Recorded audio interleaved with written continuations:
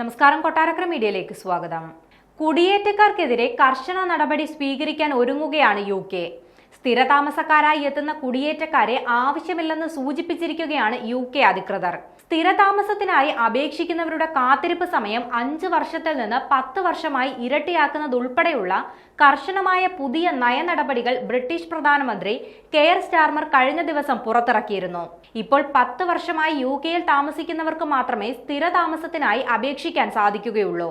എല്ലാ വർഷവും UK-യിൽ എത്തുന്ന ഏറ്റവും വലിയ പ്രൊഫഷണലുകളുടെയും വിദ്യാർത്ഥികളുടെയും കൂട്ടമായ ഇന്ത്യൻ പൗരന്മാരിൽ ഈ നീക്കം കാര്യമായ സ്വാധീനം ചെലുത്തുമെന്നാണ് കരുതുന്നത്.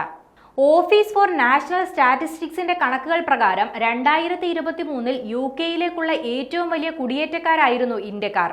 ഏകദേശം 2,50,000 പേർ ജോലിക്കായും വിദ്യാഭ്യാസ അവസരങ്ങൾക്കുമായും UK-യിൽ എത്തിയിരുന്നു. പ്രധാന വിദഗ്ധ തൊഴിലാളി വിസയ്ക്കുള്ള മാനദണ്ഡങ്ങളും UK കർശനമാക്കിയിട്ടുണ്ട്. BBC-യുടെ റിപ്പോർട്ട് പ്രകാരം കുടിയേറ്റ പ്രൊഫഷണലുകൾക്ക് അപേക്ഷിക്കാൻ ഇനി A ലെവലിന് തുല്യമായ യോഗ്യതയ്ക്ക് പകരം ബിരുദതല യോഗ്യത ആവശ്യമാണ്. മുൻ പ്രധാനമന്ത്രി ബോറിസ് ജോൺസൺ കൊണ്ടുവന്ന മാറ്റങ്ങൾ ഇപ്പോൾ ഏർപ്പെടുത്തിയിരിക്കുന്ന പുതിയ നിയമങ്ങൾ റദ്ദാക്കുകയാണ്.